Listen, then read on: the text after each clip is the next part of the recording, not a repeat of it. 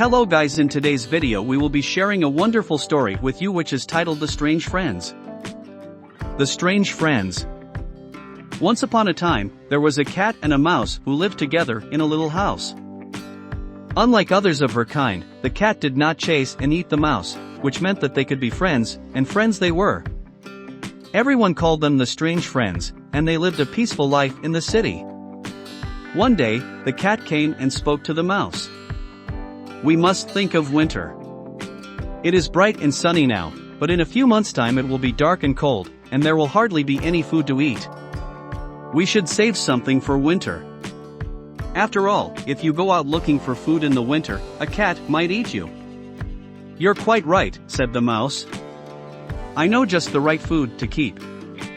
Let's buy a pot of fat." So they bought a pot, and were about to store it in the kitchen when the mouse said, "Wait. We cannot keep it here. If we see it, we will want to eat it. Let us put it somewhere where we will forget about it until we need it, in the church, under the altar."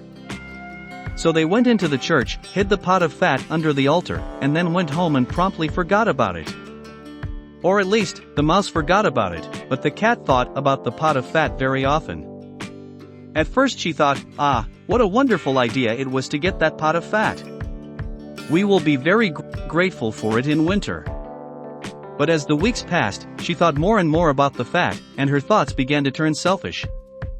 She fantasized about going and eating the fat. It would taste so good.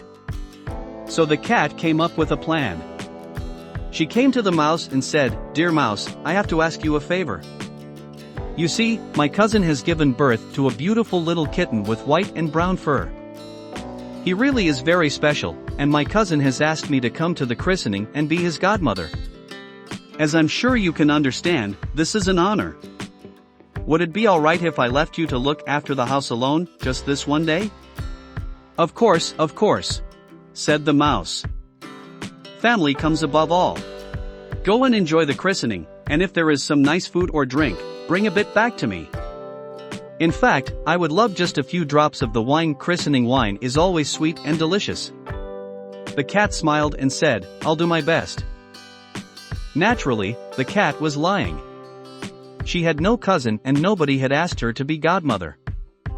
She happily walked out of the house and went straight to the church, pulled out the pot of fat, and opened it up. Oh, it looked so good. The cat licked at it, enjoying the delicious taste, and she ate the top layer of the fat, until she was quite full up.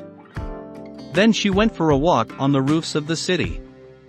She hoped to spot some dessert there, but finding none, she lay down in the sun and fell asleep.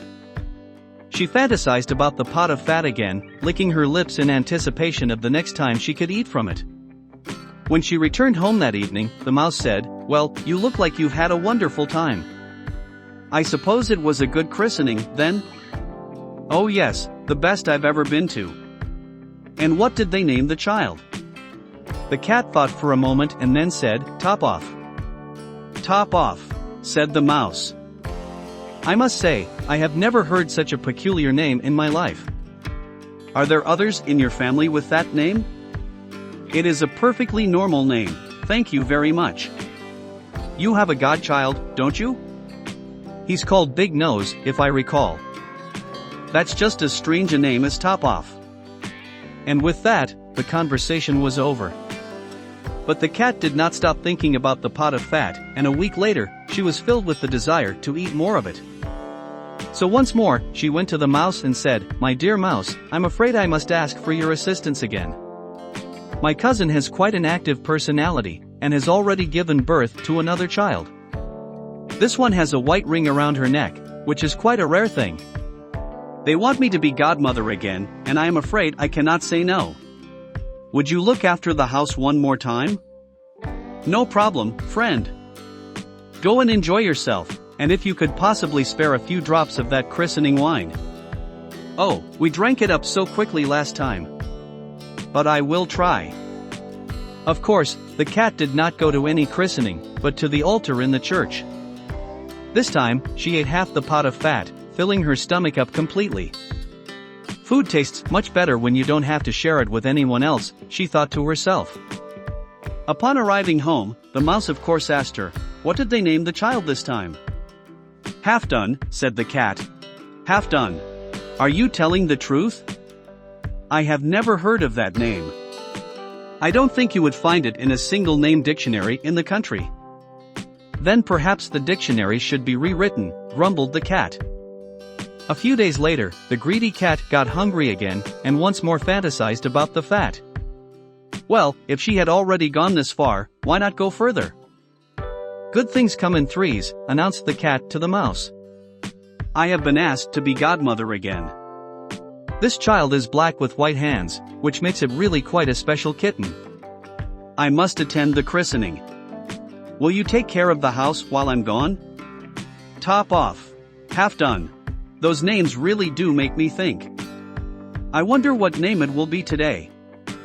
Well, you just sit at home and wonder while I go and take part in the christening. So Cat headed off to the church. In the meantime, the mouse cleaned the house from top to bottom, while the cat ate the rest of the pot of fat. It is so good to finish a meal, said the cat.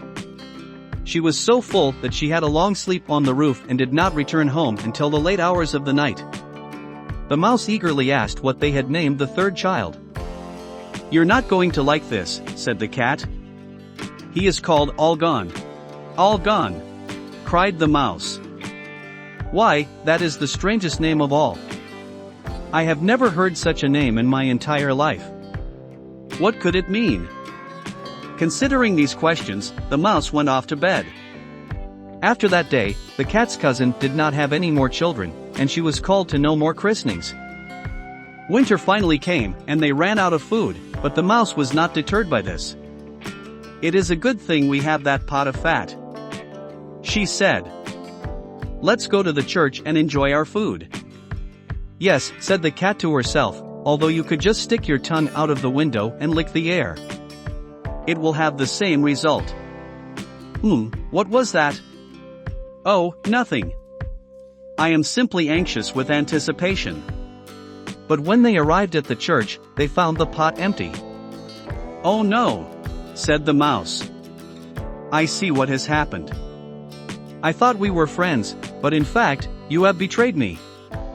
While you were going to christenings, you were really off eating the fat. First top off, then half done, then. Do not finish, said the cat gravely. Just the sound of the names evoked memories of the delicious fat, and she was getting very hungry. If you say another word, I'll. All gone, cried the mouse. And with that, the cat jumped on her and ate her up. Because that is the way of the world. Cats eat mice, and cats get fat. If you enjoyed the story and want to say thank you, you can press the subscribe button and click the bell icon. Also remember to like this video. Have a nice day.